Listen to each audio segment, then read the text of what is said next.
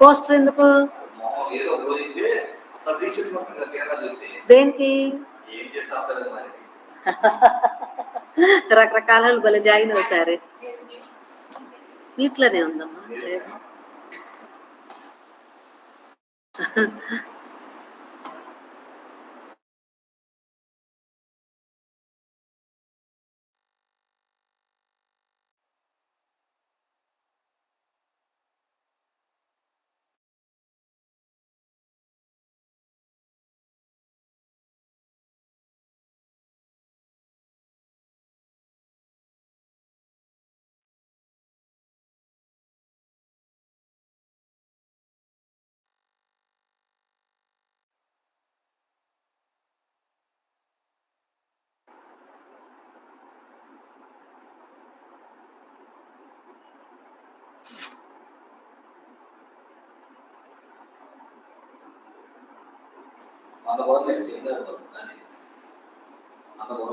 అనుకుంటా.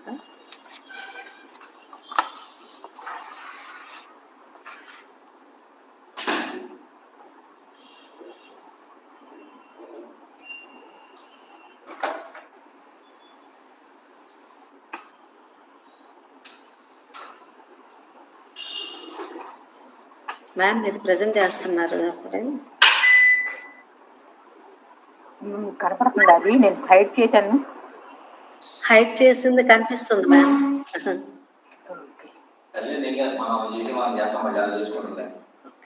Ma'am shall we start our program, ma'am? Yes, ma'am.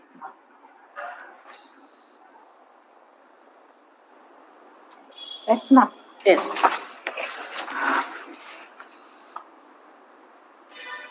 Good afternoon and very warm greetings to all the participants present here. The galaxy of intellectuals, distinguished delegates, esteemed academicians, invited guests, and all the participants. I, Dr. Vimla Devi, it's my great pleasure to welcome you all to the 5th day of one-week national webinar come FDP on economic development in India with a special reference to Andhra Pradesh. It's my great privilege to welcome our honorable speaker, Dr. B. Lily Grace Eunice, Professor in the Department of Economics, Andhra University, Visakhapatnam. Before we begin this auspicious 5th day session, let's invoke the Almighty God for all His graces and blessings.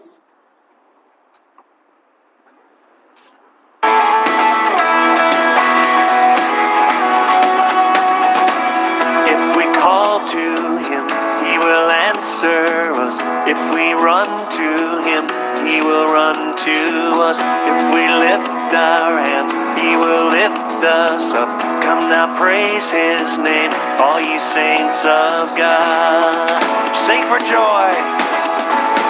Oh, sing for joy to God, our strength.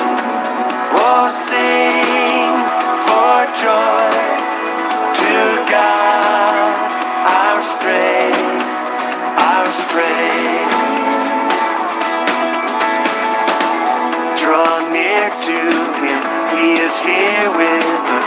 Give Him your love, He's in love with us. He will heal our hearts, He will cleanse our hands. If we rend our hearts, He will heal our land. Yes, He will. Oh, sing for joy to God, our strength. Oh, sing for joy to God, our strength, our strength.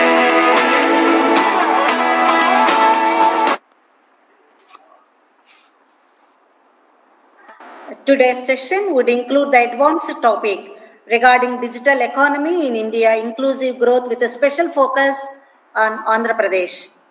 This session will provide us the essential knowledge on digital economy in India and especially inclusive growth on Andhra Pradesh.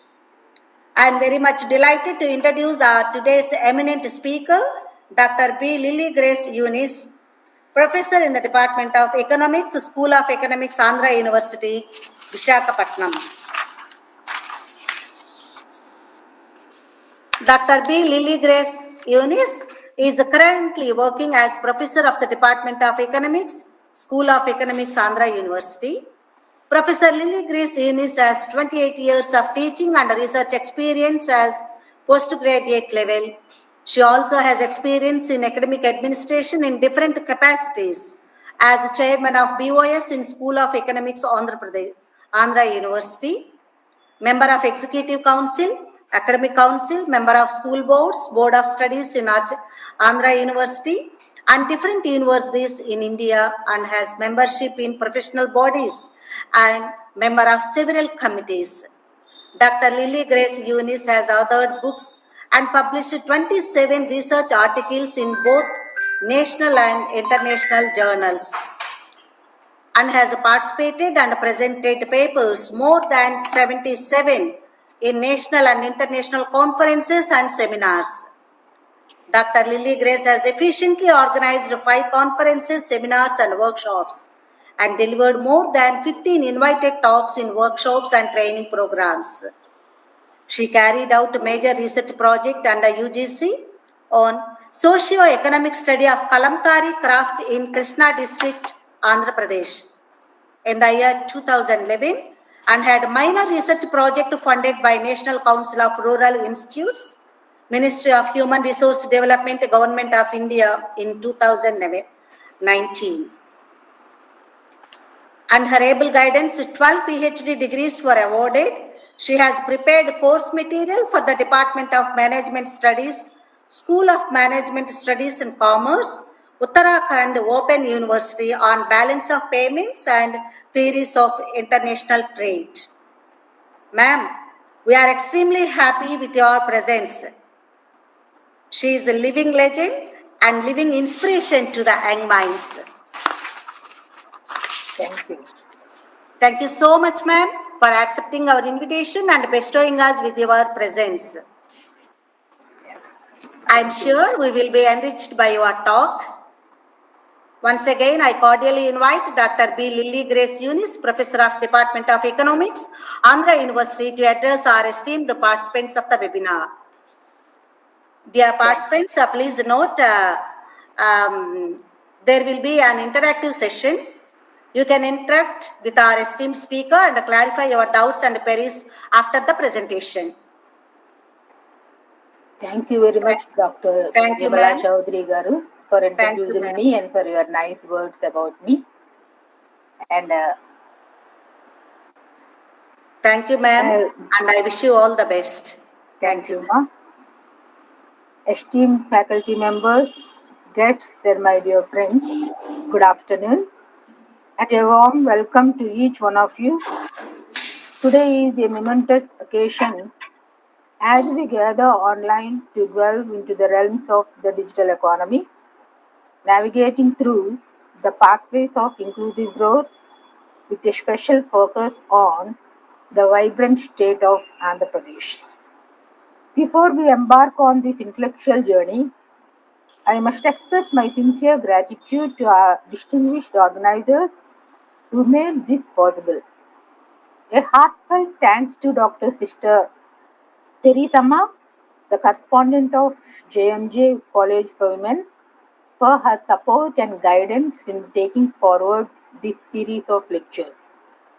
I extend my appreciation to Dr. Sister Shiny, the dynamic principal, whose leadership has steered this institution towards excellence. Your commitment to fostering a conducive learning environment is truly commendable. A special thanks to Dr. G.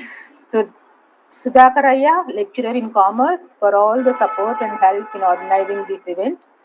I would be failing in my duty if I don't express my gratitude to my dear friend and head of the Department of Economics, Dr. Miriam Paul. You have been a driving force in organizing this series of lectures, and your dedication has set the stage for a discourse where both enlightening and insightful. Now, as we turn our attention to today's discussion, let me give you a glimpse of what lies ahead. Our focus today is on the digital economy in India with a lens zoom on Andhra Pradesh. We aim to explore how digital advancements can pave the way for inclusive growth, ensuring that the benefits of this technological wave reach every corner of the society.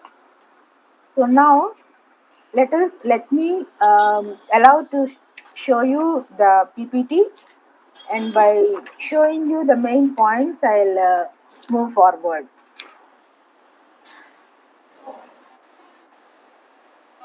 As all of us know that technology today is evolving and enabling faster changes with progresses. It requires learning, unlearning, and relearning of new technologies. All over the world, the need to align with new technology like computing power, quantum computing, smarter devices, artificial intelligence and machine learning, digital trust, deep printing, genomics, edge and cloud computing, blockchain and Bitcoin, virtual reality and augmented reality, blockchain, Internet of Things, 5G and cybersecurity. All these are the words we are using about the technological advancements nowadays. So the inclusive growth of Indian economy is concentrating on the development of technology in all fields. So the transformation of the manual to digital is a key aim of the country, which will help the country to empower the society and intellectual capital of knowledge creation. Upcoming technology like quantum supremacy, emotional AI, 5G, flying car, autonomous car, 3D printing, drone flight, LOTs, machine learning, and augmented reality will develop in the world economy and dominate the business industry in the next coming years and next 20 years or beyond. So, the transformation of India is to a digitally empowered society and a knowledge economy in digital India. So, the technology changes have more profound impact on the humanity development.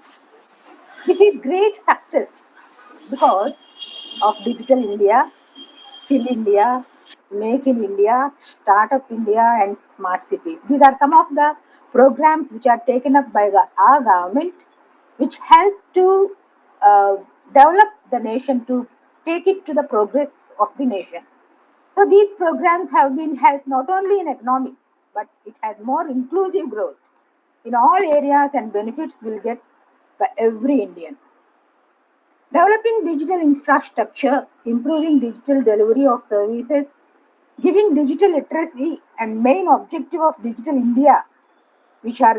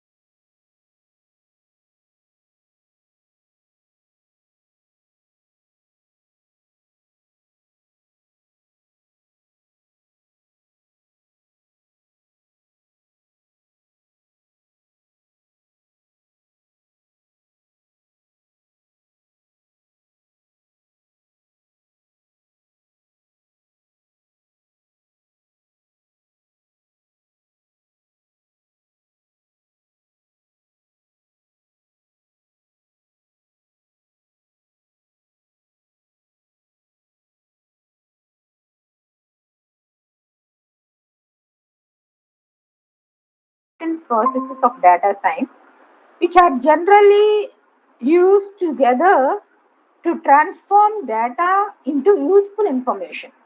So in machine learning, computer programs are developed to make decisions or learn by themselves. So now we are asking students to make their own efforts to learn something from online or by using their mobiles. So we are having some programs now. We introduce in Andhra University. We introduce MOOCs, and that is one of the course that every student must go. It is carrying some 100 marks. In that, every student is given some topics, or they are given with some syllabus. No teacher involved in that. They themselves have to go through their syllabus, and they have to learn by themselves, and they have to attend the exam after 3 months or 4 months. So maybe it is only in multiple choice questions will be there, but it is considered as one of the prerequisite for getting certificate of PG. So without passing that, we are not allowing them to complete we are not giving the certificate of PG. So that is nothing but they are learning something extra what we are teaching here in the classroom. They are learning by themselves through this technology. So this is one of the thing what we say machine learning. Then data analytics is the process of deriving meaningful insights from data through various analytical methods. So in research, we are using so many statistical tools. We are using so many mathematical applications to come out with some results what we are doing in the research. Yes? So in order to do that, previously when I am doing my PhD, we used to have some calculations. We used to take up some mathematical equations. We used to total all them manually, and we used to calculate them manually. But nowadays, no such requirement. We do have so many softwares, SPSS, RO, R, and these are some of the statistical tools and methods which are going to help us to automatically, within no time, we are going to get, if we feed the data and if we apply that software, immediately within 5 seconds or within 5 minutes, we are going to get the results. So the only thing is we have to feed the data correctly. So this is analysis. Analysis part of research is also becoming very easy nowadays. So machine learning is different, and analytics are the two different types of processes of data science, and which we can use them separately or we can use them together to transform the data to give some useful information. So this is with regard to data analytics and machine learning. Then we are having automation and to artificial intelligence. So we are moving forward from automation to artificial intelligence. So artificial intelligence is nothing but nowadays, recently we are seeing in WhatsApp messages also. If they are catching our photographs in WhatsApp DP or somewhere else, they are modifying them as they like, and they are sharing without our knowledge. That is nothing but artificially they are creating that. So artificially they are creating and sharing with others. So if we are using this artificial intelligence to wish our own people, to wish our friends on their birthdays or wedding anniversaries or any other occasion, it is okay. But so many people are also using them illegally also. So recently we got one message. So if any girls pic is they are making it nude and circulating among these things. So immediately um, um, we have to complaint in the cyber crime office, and we can get it rectified. But so this artificial intelligence is very useful, at the same time it is also very dangerous. So nowadays this artificial intelligence is playing very important role. Now we are moving from automation to artificial intelligence. Previously we used to have that. So it is very effective, very productive, and it is making things very easy without struggling. Previously, we are taking photographs, making it washed in going to studio and waiting for some days for to get the photograph. But nowadays, within no time, we are taking immediately the pictures, and immediately, if we want, we can feed it in our computer and get the pictures immediately. So it is a very efficient and productive use is there by using uh, of this technology. Okay, so this technology is what is the result of this. We are not putting so much labor, we are not wasting so much of time, we are just taking our routine as it is without putting any stress. So this is giving us so much of assistance, and we are just translating. So for example, if I don't know Hindi, if I go to Google and I can simply ask it to translate my Telugu into Hindi, it will translate. So these are all things which are very easily, the complex things also can be solved very easily with the use of the technology. So this is stimulating the human intelligence, and this mission is sometimes it is also acting independently, and there are some personal assistance can be uh, get by the artificial intelligence. So this but in automation, we are supposed to give some commands. We are supposed to give some, we have to set the mission according to our wish, according to our will, whatever result we want, we have to give command to the computer in automation. But in artificial intelligence, we are supposed to, we are learning this. It is just converting things as we want. So here, this is the advancement which is taking place nowadays in the technology. So this is what I would like to tell you about the transformation process of digital technologies. The next one is, so this vision of digital India, when the Indian government is concentrating on the development of the country or the economy, here it is trying to improve the infrastructure, and it wants every citizen of India should use this technology or infrastructure. So we are using this technology in governance and in providing the services, and we are, in order to make all the citizens to empower the citizens, we are using this transformation of the technology. So here, all developed countries, they are concentrating on technological implementation in their businesses. So here we are having some common service centers. They are going to expand common service centers to all gram panchayats across India, and a beneficiary to other government schemes including Make in India, Startup India, Bharat Mata, Bharat Mala, and Bharat Net.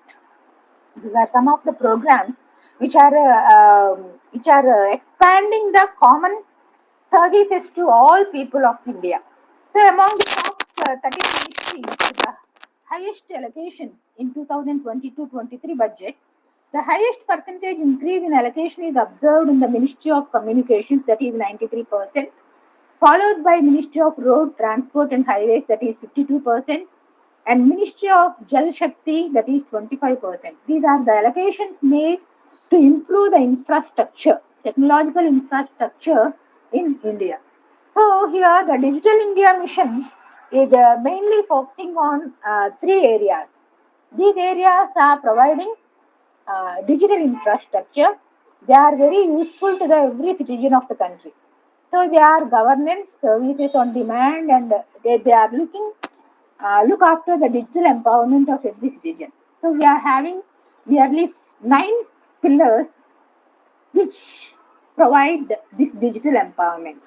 These 9 pillars, what we are having in India are broadband highways, universal access to mobile, public internet access, e-governance, reforming government through technology, electronic delivery of services, information for all, then manufacturing, and also IT for job, internet, information technology for job purpose. So these are the some of the pillars of digital economy. So what are the main objectives of digital India? Why we are so much concentrating on digitalization? Here the main objective is to build participative, transparent, and responsive governance. So all citizens must participate in the governance. Every activity of the government should be transparent, and all individuals, all citizens of India should respond to the actions of the government. So these are the three main objectives of digital India. Why we are so much concentrating on that? So we need to participate. Every individual, every citizen, every activity, economic activity, every program, every uh, transaction which is taking place by government, all should be known to everyone. So this digitalization is going to help for transparent and responsive governance. So this is the main aim or main objective of the Digital India. So to reach out the ordinary citizen in support of service of electronically and promote digital literacy in India. So that is the reason why the leaders of Indian government are trying to impart uh, digital literacy to everyone. So nowadays we are seeing, even in rural areas, even the illiterate people, they are using these mobiles. Though they do not know English, though they do not know they do not have any education, they are able to use the mobiles, so smartphones. So this is one of the main objective which wants to include all individuals in the governance. So likewise, nowadays everywhere people are having the knowledge of how the political party is working. What are the available services, both at educational level, at health, at whatever sector. In agriculture also we are using that. So that I am going to tell you in the later slide. So now the technology drives are as I already told you, this broadband highways, broadband for all, universal access to mobile connectivity, these are all helping to increase the electronic transactions which are related to e-governance. Because government provides high-speed internet in all gram panchayats. So even they are living in rural area, they are provided with high-speed internet. So that is the thing. So forming and reforming e-government through technology is process of transformation for connect across various government domains. Therefore, overcome the limited accessibility of internet access and upskilling the skills of the employees in the fields of digital technology, and that will resolve challenges for the lack of skilled manpower in the field of digital technology in different domains and industry in the government and non-government sector also. So here we are seeing nowadays almost all offices, they are using computers. Banks, they are computerized. All um, offices, they were computerized. But those who were appointed before this computer um, generation, they do not know how to operate. They do not know. Even now in Andhra University, we see somewhere some clerks, not teaching staff. They ask, Madam, we don't know this. Please come and help me. So they do not have that knowledge. So what we have to do? We are supposed to give them, impart them with the technical knowledge. So we have to upgrade their skills. That is the reason why we are arranging this PDF. Faculty development program is nothing but updating the knowledge, upgrading the skills. So to upgrade the skills, to update the knowledge, we are organizing so many seminars, webinars, or some courses, and upgrading the skills of the people. So both at the at all levels of or at all sectors, we are doing that. So in all round technology development, it is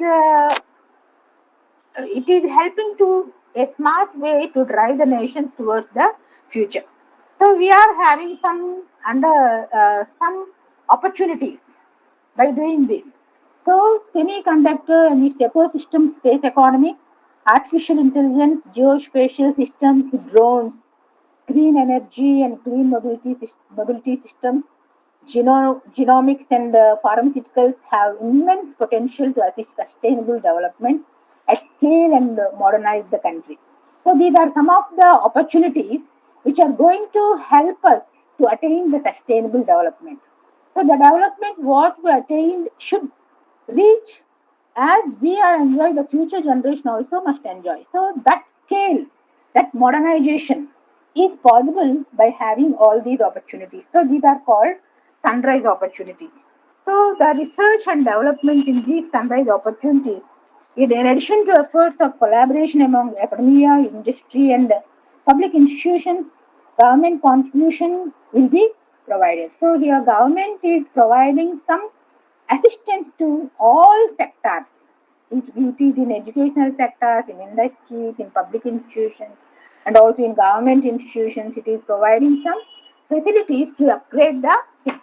So if we see this, how it is improving, if we take travel and tourism, so this government has taken the several new initiatives like e-ticketing, monuments, e-visa, multilingual helpline to develop the travel in India. So we are having so much of tourist places and we do have so many beautiful and wonderful places to visit. But as we are having diversity in lingual language diversity and because of so many diversities, we are unable to move from one place to another place. So nowadays there is no problem at all. So government is taking so many initiatives to change to improve the tourism industry. So India has great opportunity in the area because the global digital travel sales will help them to making India into the third largest market by travel and tourism industry in the Asia Pacific region. So many foreigners they are attracted towards India because we developed this digitalization in the tourism industry, and they are following Google Map, by following this Google uh, this one. So this geotags, all these are helping the travelers to reach the place without any difficulty. So the government must also give attention to high speed broadband internet connection, the mobile digital payments and secure regularity and policy framework in place to develop this field, because India is already has more attractive places to attract regular tourists in overseas level. So here every tourist places are attracting more and more foreign people because the government is also paying attention to develop these needs of the travelers.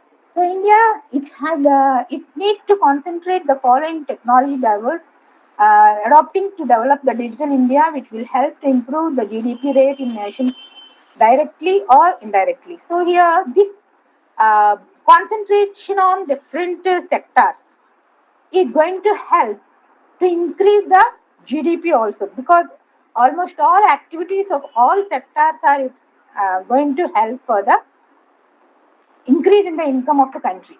So this is directly or indirectly increasing the GDP rate.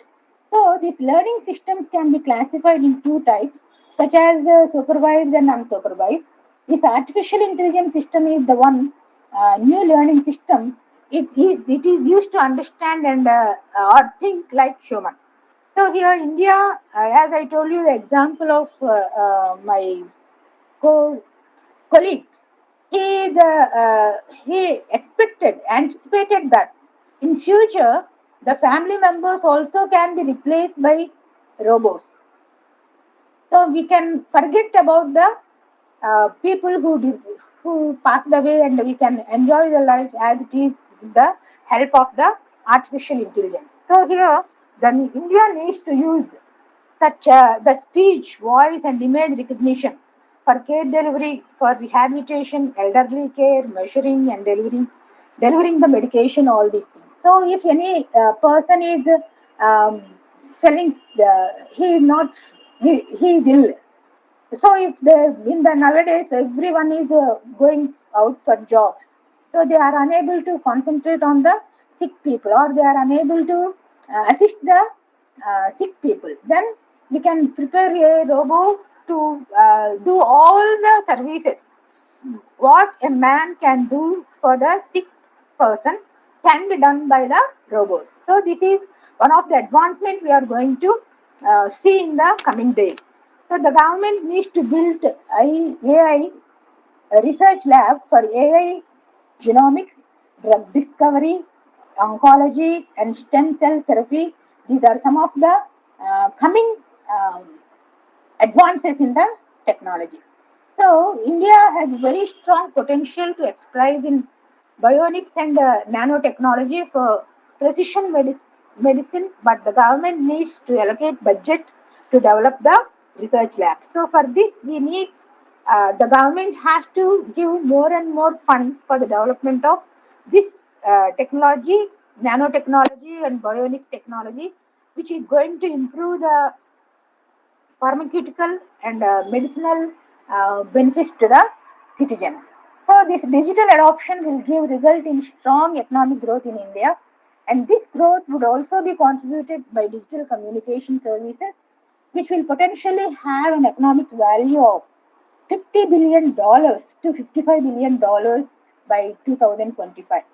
So increasing use of mHealth apps facilitating better health awareness, remote diagnosis and treatment, and more than 2 billion Indians will buy a smartphone and their accessories by 2030. Here, in order to say this, facilitating better health awareness. So nowadays we are going for health checkup for every 6 months or 1 year. Yes? So recently I heard that in Bangalore, one of the technology came. So if we go for the test now, after within 1 year, the forthcoming year, what are the diseases or problems, whether it is heart problem or sugar problem, any health problem, it can detect now itself. Before 1 year, it can detect, and we can take the treatment for that. Now we can start, or we can take care of our health before that. That only. That means we say the general tendency prevention is better than cure.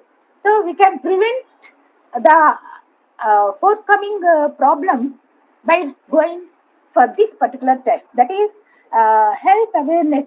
Because of this AI digitalization, we can know, we come to know what is going to happen in near future in with regard to our health. So these are some of the developments in health sector.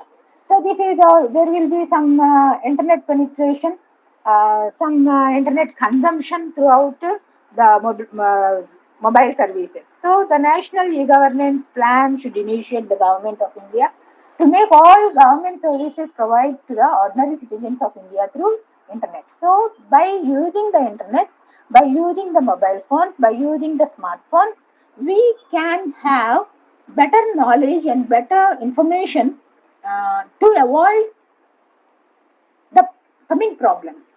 So this is one of the point I would like to explain. The next point is e-commerce and m-commerce. Already I explained you this, but again I would like to tell you this e-commerce is playing most important vital role in India because the government already initiated the cashless transaction such as immediate payment service, that is real-time gross settlement or national electronic funds transfers. So these are the benefits what we are receiving from financial institutions. Yes? So RTGS or NEFT, these are the some of the services. Previously, when if we want to transfer fund from one place to another place, it used to get some days to receive. At my childhood, when I was in the hostel, My mother used to send me a MO. I used to get it only after 3 days or 4 days. But nowadays, within minutes, if we are just clicking on the computer and if we are clicking on the mobile, immediately they are moving. So if it is very large amount, we are supposed to go to the bank and by RTGS or NEFT, we are transferring the funds. So this is nothing but it is one of the service we are getting from the advancement of this technology. So here this e-commerce is accounted for 18.8% of the $629 billion US dollars overall retail sales in 2007, and now at current the e-commerce presentation is at 28%. It is going to expected to increase at compound annual growth rate of 23% till 2021. It is already over, but due to Corona, we could not reach this. But nowadays, we are achieving this goal. So, this nation should concentrate on mobile financial services which require implementation of mobile technology to all business internet penetration to increase from 30% in 16 to 59% in 21. This is the data which is presented by one of the scholars. So this is increase in the use of smartphones. Smartphone users in India, they are going to increase, they are expected to increase from 260 millions to 45 millions. But now it is already, it crossed that. This is 34.4% of rural areas, not percent, it is crores, 34.4 crores of rural individuals in India and 36.9 crores of urban population are using the mobile phones nowadays, at present in 2023. So it is almost 59% of the total population of India are using smartphones, not only mobiles, it is smartphones. So that is the recent data what I got from the internet. So here the shoppers rise in number of online numbers of online shoppers would increase from current 15% of online population to 50% of the online population by 26. So this is nothing but the online shopping also gaining more momentum nowadays. So the total market size of retail sector was valued to $795 billion in 17. It increased to $1.2 trillion by 2024. So it is forecasted that it is going to increase to $1.2 trillion by 2024. Therefore, the Indian business must involve the mobile money transfers, mobile banking, contactless payments, and in-app payments, location-based services, and mobile marketing. All these services are going to improve in the coming days. So the government should concentrate on the technology like augmented reality and chatbots with messengers apps to ensure security and enhance the options for customer registration for mobile banking service in multiple languages and smartphone users.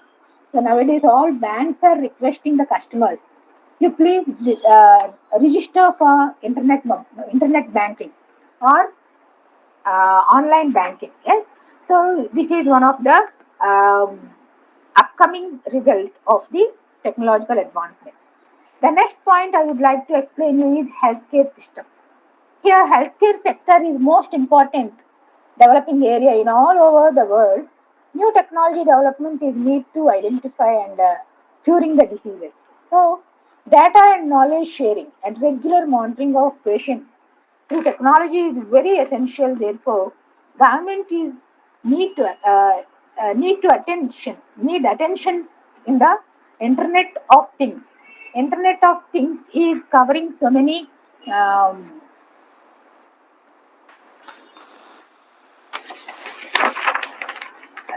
things. The Internet of Things is nothing but it is a device which identifies, senses the uh, what disease the person is having. So it is having some ability to process and it is one of the software that connects the and exchange the data with other devices, and it is also having communication network. If you are working, it will show what all happening in other places, other regions, other countries, and it will give the information immediately, and we can in order to decide what to take up and what to do with the present situation. So it is helping us to identify the things. So Internet of Things is different items are coming together to um, perform the job in that particular situation. So for this connection, adoption of Internet of Medical Things, these sensors and wearable devices are required to develop the country in the healthcare sector. So, as I told you, in Bangalore there is one institution which is providing the services to detect the problems which are going to come in near future. So, that is one of the advancement of the technology. Electronic health records and exchange of health information electronically are help the doctors and hello help the doctors and clinical what? Okay. They help the systems to extend higher quality and safer care of the people. So now people can take care of themselves without facing them of the things. So India is emerging as a strong market for wearables with approximately 2 million units which are sold in 2000, which is expected to reach 129 million units in 2030. So here recently introduced 3D printing technology, which is already adopted in the Indian healthcare sector. It's providing 3D printing models and prosthetics to hospitals. So the pandemic, the Corona-19 gave another view in healthcare system because more unsettled issues and serious mental health problems in people. Therefore, quality counseling and care services needed to improving the nodal center for counseling. So this is another improvement in healthcare. The next point I would like to concentrate is technology-based education and learning systems. So high-level digital literacy is the biggest challenge in the success of Digital India program. So even though more technology-oriented learning systems introduced in India, they are not perfect monitoring systems is employed for e-learning systems. Therefore, learning programs can improve only e-learning and mobile learning. That will improve the quality and affordability at all learning levels. So all accreditation systems must give more weightage to IT-enabled learning in all levels of education. So the massive open online course must have introduced in all universities in their part of the curriculum. So now we in Andhra University, we have developed such a program by our library people. So they are having e-Pathshala. So in our website, we are having e-Pathshala. The students who joined in different courses, they can go to that app. So when they go to the website, they can open that internet. By opening the internet, they can go to ePathshala. Then they can enter their subject. When they enter their subject, all modules and all notes which is prepared for that particular topic will be open. So without, if they have any doubts, by themselves they can clarify by going to, by seeing that website, that app can help them to learn much more than what they are learning in the classroom. So this is the benefit or the advancement some universities are following already, and some more need to do that. So the government should introduce more courses on cyber security to improve their skills. Also, they may have collaboration with international certification bodies to enhance online learning. So the Indian top education institutions must have collaboration with their university to enrich the knowledge sharing for this development. The government must allocate budget for developing IT infrastructure in the educational institution. Whenever India creates knowledge capital in the education system, by the way, knowledge creation, capture, and sharing, which will improve not only Indian education system, it also attract foreign students come to join in Indian university. That will improve the economy. So now, if we are able to develop this e-learning process, this will help us to attract more and more foreign followers. So that is, or foreign students. That will help to enhance our economy. So the university will build the hub spoke model for networking and collaborating with each of the in the learning communities. And this new initiative will develop by cutting edge ICT expertise that will provide access to students, faculty, and learners across the country for world class quality education. So here, the universities which are inserting these websites or this material e-learning apps which installed by universities, they can be used everywhere by everyone whoever want to do who want to use that material. Yes? So that is one of the benefit of e-learning. So challenges in IT trust. So in general, the daily internet speed and Wi-Fi accessibility are very low comparing to other countries, but our country is having some bottlenecks. So our internet speed or Wi-Fi accessibility is slow when we compare to other countries. So the small and medium scale industry and their IT investments on IT infrastructure development is also a major challenge in terms of economic feasibility and modern new technology development. So now this is one of the challenge we are facing in our country.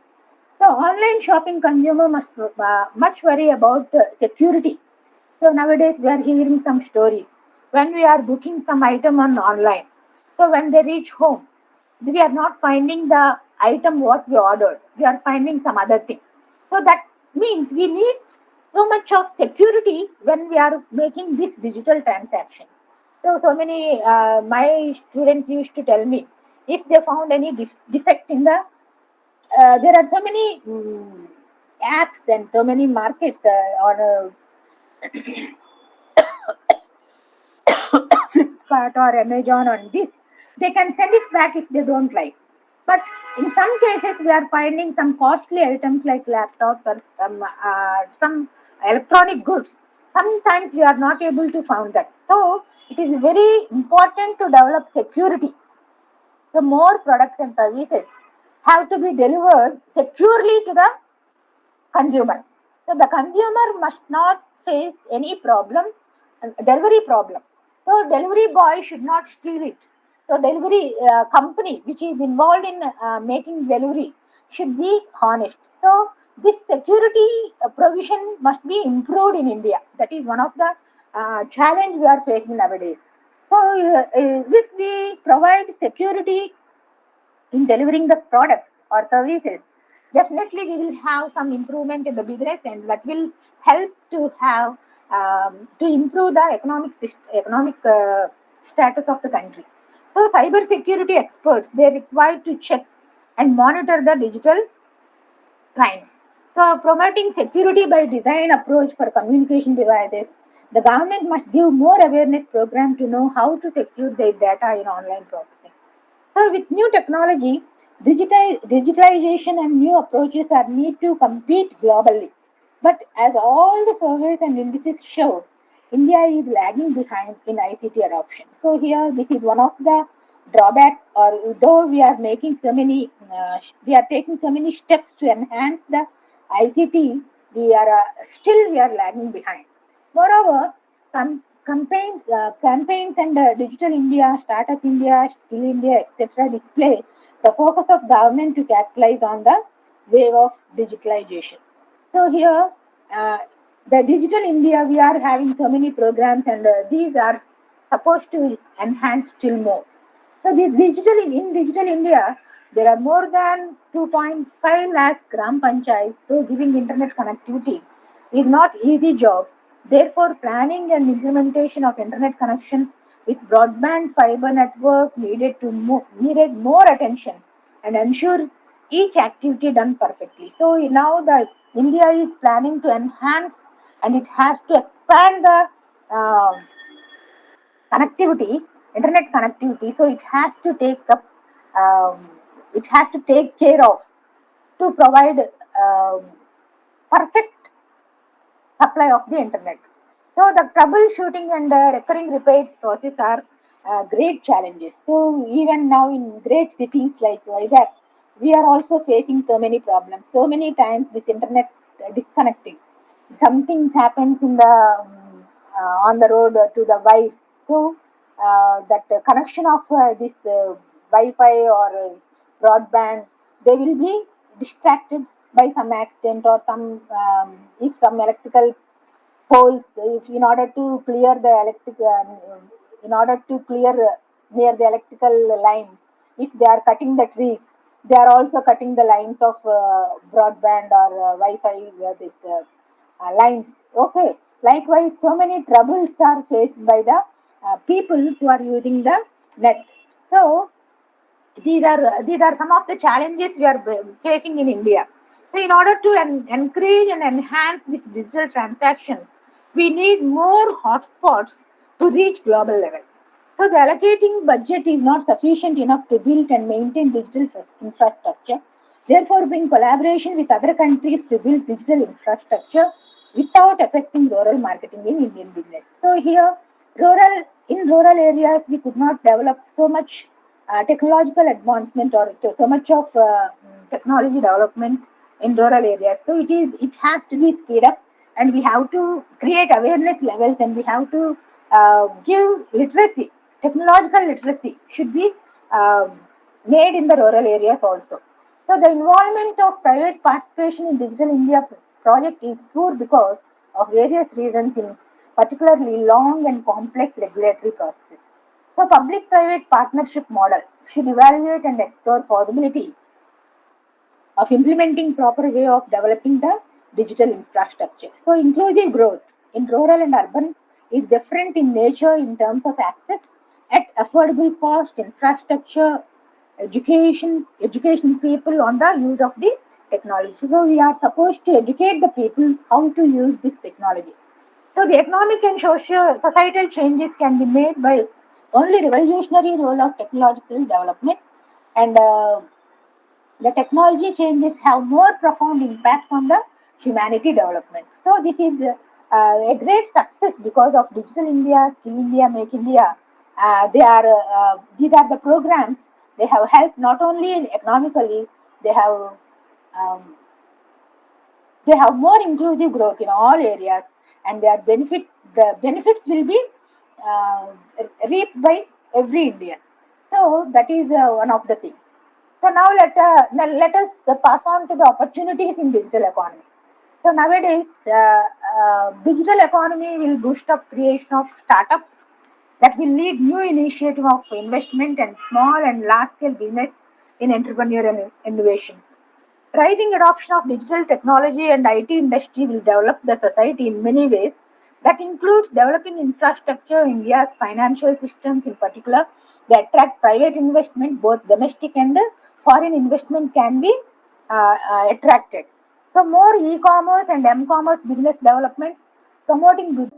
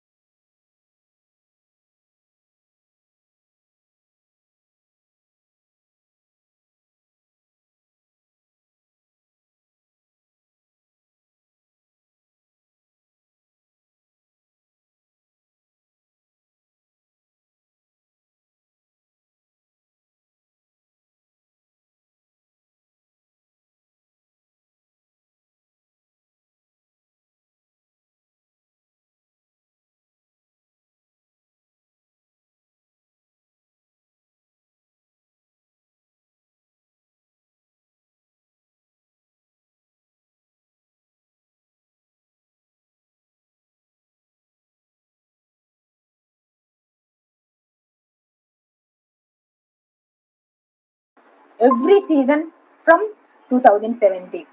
They are the bogus patadar passbooks and double benefit uh, farmers are eliminated, and middlemen and recycling of stocks are avoided. No longer quests at any point of time. All eligible farmers are covered under this program, and very positive response from media, farmers, and public representatives is the result of the Krishi. So then there are so many other programs. I gave the list of the programs because it is taking already it is quarter to 5. Punarva, these are some of the uh, programs which are initiated by Andhra Pradesh.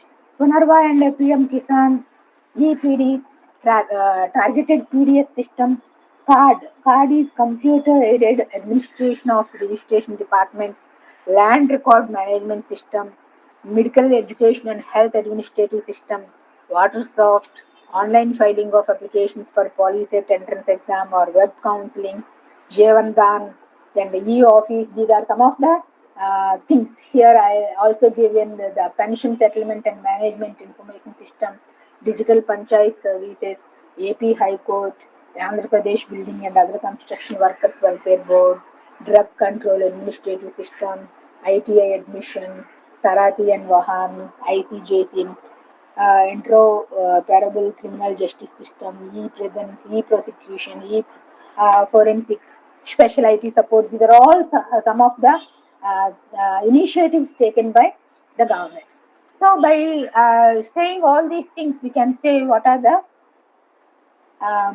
achievements, accolades means that we are what achieved.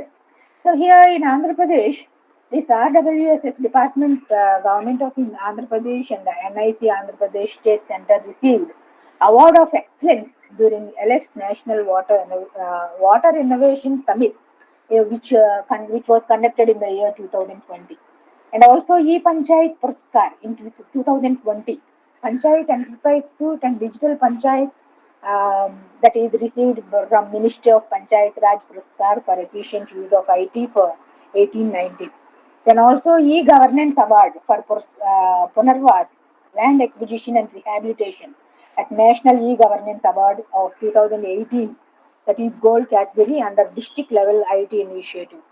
Then also we received a CSI Nehilant Award for the application of Krishi. Then Honorable Chief Minister of Andhra Pradesh appreciation to the blend and AEPDS applications. The technical team received CM appreciation and facilitation during November 2018. Then CSI Nihilant Award for CARD, Computer Aided Registration Department. Then National E-Governance Award, that is gold category for the loan charge modules of the blend. These are some of the awards received by the government of Andhra Pradesh by taking up the digitalization. So now what is the way forward? The National Informatics Center, Andhra Pradesh State Center, has always been the backbone of the major technology initiatives in the state and has been its technology partner in rolling out many projects. So looking ahead, the focus is on new paradigm shifts in terms of more efficient e-governance service delivery. So we look forward to embracing emerging technologies such as edge computing, deep learning, blockchain, AI, ML, and using them effectively in the future products. So with this, thank you very much for giving me this opportunity. Now I can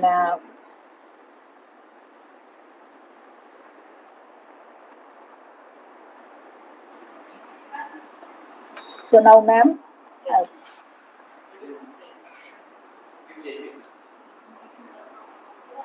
Thank you, ma'am, for your outstanding presentation and impressive talk on digital economy in India and especially inclusive growth of Andhra Pradesh.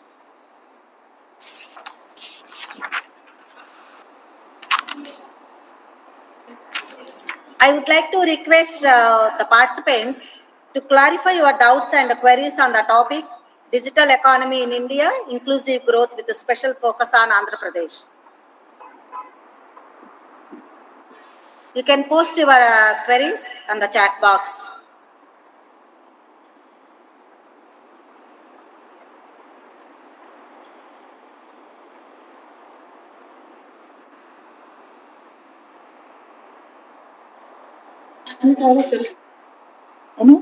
Anyone?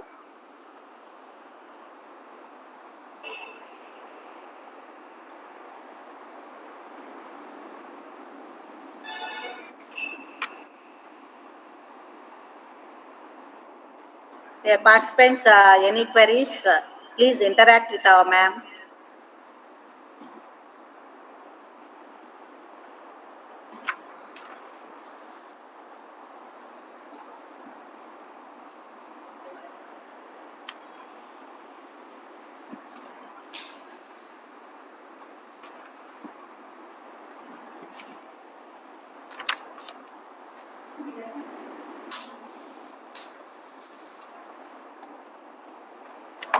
Ma'am, shall we proceed? Okay, ma. Hope there is no further questions. Yeah. Then we will proceed. Yes, ma'am. Ma'am, you have enlightened us in detail the digital transformation in the country and the great success of digital technology, digital economy, digital literacy, e-commerce, machine learning, and artificial intelligence. It was really an enriching session, ma'am. We are Thank you. really grateful to you to share your valuable thoughts and insights with us. Thank you. Your words have not only expanded our knowledge but also inspired us to explore new perspectives. Thank you once again, ma'am, Thank you, ma. Thank for you. making today's session very effective and successful. Thank you very much for giving me this opportunity. Thank you. Thank you, ma'am. Then we will proceed to the program of expressing gratitude for the fruitful webinar come FDP on today's session. My heartfelt thanks to Dr. Sister Teresa Magade, the correspondent, Dr. Sister Shaini, principal, our eminent speaker, Dr. P. Lily Grace Eunice, and all the participants for your valuable participation of the webinar. I sincerely thank each and every one wholeheartedly for glorifying the webinar with your gracious presence. Thank you everyone for being a part of today's enriching experience.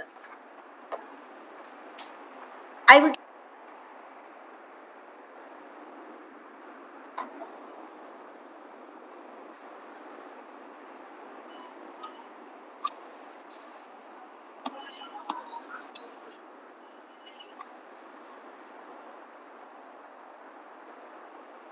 No voice, ma'am.